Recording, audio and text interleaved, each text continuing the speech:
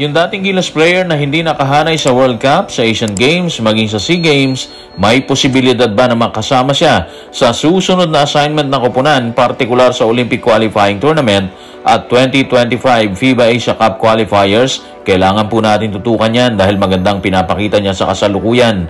Nung kasama pa siya sa Gilas, ano ang nakita sa kanya ni Coach Chot Reyes? Sasagutin po natin yan. Pero bago yan, hihingi po tayo ng isang subscription sa lahat ng dumadaan sa ating munting channel kung nagugustuhan nyo ang ating palabas. Kung medyo mabigat ang subscription, siguro kahit isang like at isang share na lang po yan. Okay na po ako dyan. Maraming salamat po. Putok ang pangalan ni Kevin Kembao sa Season 86 ng UAAP Men's Basketball. Nagtala po kasi siya ng napakagandang performance versus UE. Gaano nga ba kalaki ang kanya naging stats dito? Ito po ang report ni Neil Victor C. Masoy ng The Manila Times. Si Kevin Kembao ang naging unang manlalaro sa UAAP Men's Basketball Final 4 era na nakapagtala ng maraming triple doubles sa isang season.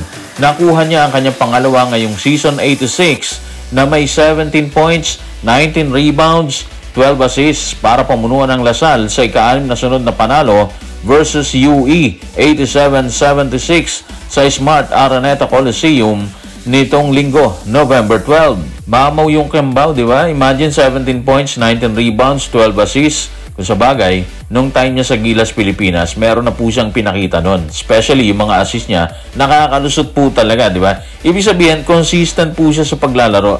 Hindi biro yung 12 assists, ha? Para sa isang big man na katulad po niya. Parang si Nikola Jokic, di ba? Dito mo kasi makikita yung kanyang brilyo sa laro. Hindi lang kasi scoring ang focus po niya, no? Maging sa assist, and of course, andun yung rebound. Given naman yun kasi matangkad naman po siya, Sa tindi ng kanyang pagkamada sa loob ng court kasama ang buong grupo ng Lasal sa UAAP, ano ang nasa isip ni Kevin Kembao? Bakit ganun katindi ang ginagawa niya?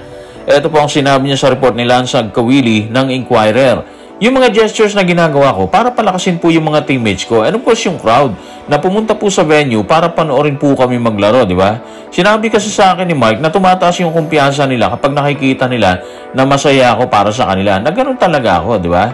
Maganda yung attitude, no? Kasi gusto niyang palakasin yung teammates and of course yung crowd, which is sa tingin po natin, yun ang malalaking factor para maging successful ang kampanya ng isang koponan. Kapag kasi malakas ang kumpiyansa ng teammates mo, tapos yung crowd sobrang supportive, kasi nakikita po nila na maganda yung ginagawa mo, so ang balik po nun, panalo para sa koponan, di ba?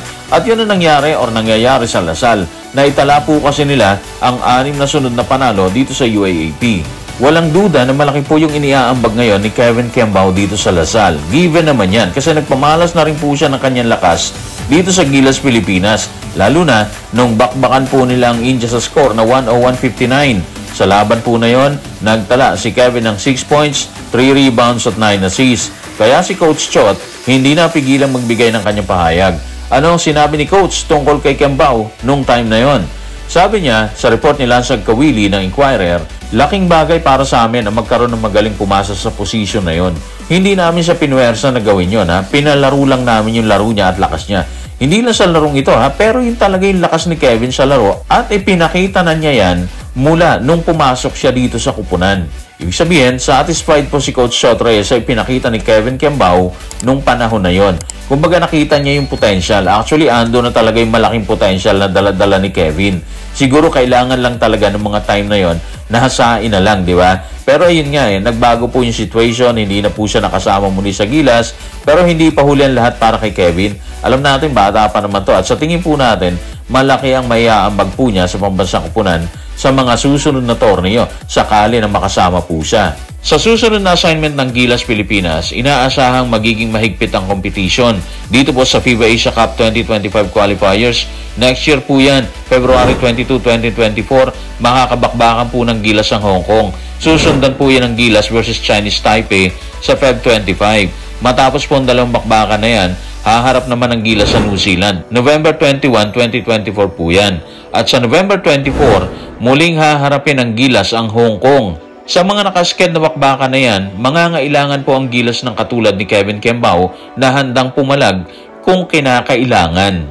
Sa ngayon, nagtatala po siya ng napakalaking 17 points, 19 rebounds at 12 assists. At para sa atin, malaking bagay po yung mga numero na yon para i-consider na magsisilbing taktisyan ng pangalan ni Kevin Kembao sa susunod, of course, na assignment ng Gilas Pilipinas. Bukod kasi sa FIBA Asia Cup qualifiers sa 2025, sasabak din po ang Gilas Pilipinas sa Olympic Qualifying Tournament na posibleng ganapin sa July. Sa Olympic Qualifying Tournament, meron pong natitirang 4 na slot na paglalabanan ng 24 na bansa na naghahangad na makapasok sa Final 12. May mga nauna na pong pumasok sa Final 12 ha. At ito po ang Australia, Canada, France, Germany, Japan, Serbia, South Sudan, at United States. Ang China na yumukod sa Gilas Pilipinas at dating hari ng Asia sa basketball, sinawing palad po sila na hindi makakasama sa OQT or sa Olympic Qualifying Tournament sa dahilang maaga po silang na-eliminate. So guys, ano man ang opinion po ninyo, pag-usapan po natin yan sa baba. Maraming salamat.